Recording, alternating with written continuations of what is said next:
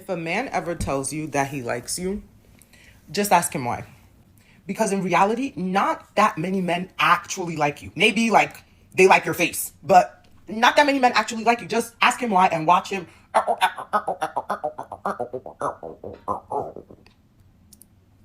malfunction.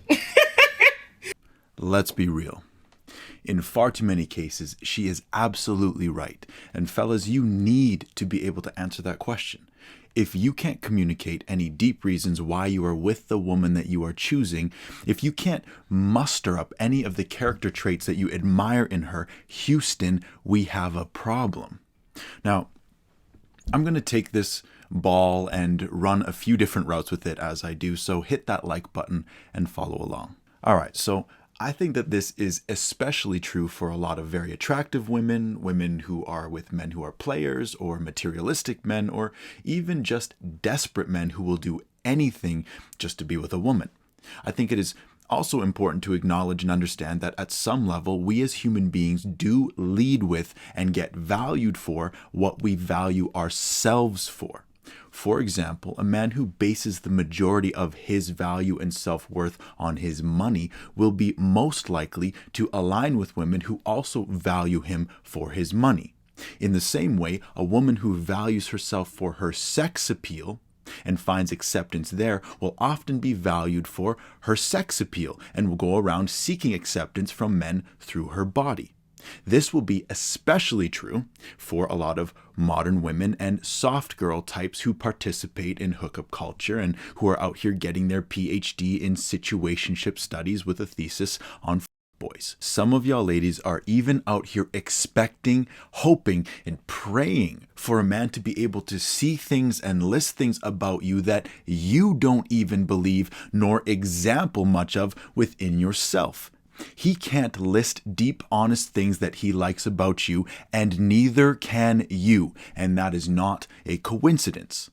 That said, I do think that women also tend to be more concerned about a man's character than men are about a woman's character, and one of the reasons for that is a biological need for safety. Women must be far more careful than men when it comes to sexual selection and intimacy, as it is a much more dangerous game for her to play with much more severe consequences. So I do think that women naturally pay more attention to the character of a man than men do the character of a woman, which is a massive mistake for the boys because the woman that you choose will either make you or break you as a man. It's sad to admit, but there's truth to the fact that too many men do see women as accomplishments and accessories rather than accomplices, as comfort zones rather than competent companions with character qualities that they want to co-create with. A lot of us men are so desperate for access to women that we are willing to even turn a blind eye to their character. Even most of you so-called red-pilled men that I see out here in the comment sections of like Fresh and Fit, y'all are keyboard warriors. You would fold in half the second you had a chance alone with the same women you spend your time trolling on and on about. Furthermore, most men today have been conditioning their brains every single day for years through watching adult entertainment. And at what point does that start to feed into the dehumanization of women? All you see at some point is how she looks. All you see is an object, a servant meant to submit to you, and an access point to consistent sex. And this is how you end up with wedding vows like this. I promise to smack that ass every chance I get. Oh, that's all I got. Cody, please proceed. She's the brains of the operation, so. Okay. Well, Cody, It's on the wrong hand. yeah, so that's the right. Yeah, so let's try that again. back here. And maybe say something. Maybe say words. You say words now. Love you. Promise to frustrate you all the time. Promise to frustrate you all the time. Good.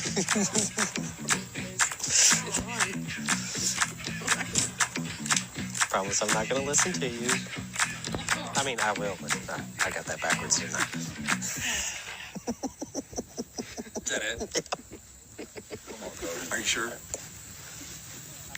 I didn't write nothing down. That's what you're going out with? That's what I'm going All right, with. cool. We've made it. It's disgusting. It is embarrassing. It is reprehensible. Such men should not even be given the opportunity to procreate.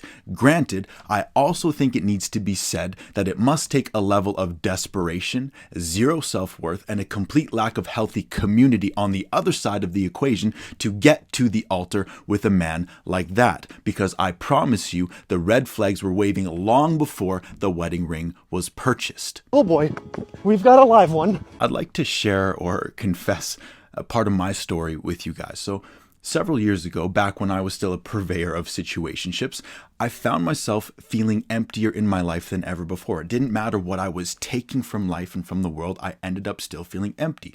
And I started to ask myself a question. And that question was, would I still choose to spend my time with the girls who are in my life in genuine conversation and companionship if sex was off the table? What a sobering question that was. I could count on one hand how many girls that I've been attracted to, who I saw potential in, and actually enjoyed the company of outside of the bedroom. And then on top of that, which of those women had the qualities of a wife who were not engaging in unhealthy habits and behaviors and patterns of addictions and coping mechanisms? Just as the biblical proverb asks, a wife of noble character who can find?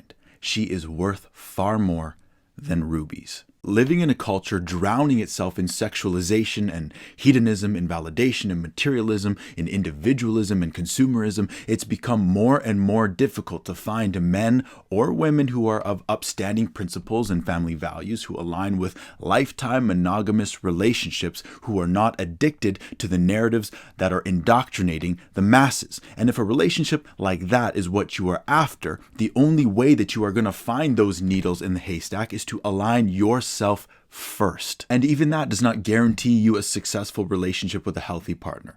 And at the end of the day, the harsh truth no one wants to hear is that sometimes we make choices and the repercussions of those choices can stay with you for the rest of your life. Time is unforgiving and the consequences do not care about how you feel. Just because you have turned your life around or cleaned up your act does not mean that life nor other people owe you anything. And deeper than that, if you are only changing your behaviors in an attempt to be good enough to get with the type of person that you want, then you are changing for the wrong reasons. You are still just as attached to the outcomes as ever, and your behaviors and self-worth are still dependent on you needing to find someone to choose you. If I am out here only trying to be a good man just because I'm trying to get with a good woman, am I really a good man? Or am I just a manipulator who is simply on my best behavior so I can get what I want out of somebody else? At the end of the day, if your integrity is for sale, your relationships will always be cheap. If you enjoyed this video and found it valuable, hit that like button. Oh, and don't forget to follow. Or you can let the story end, wake up in your bed, and believe whatever you want to believe.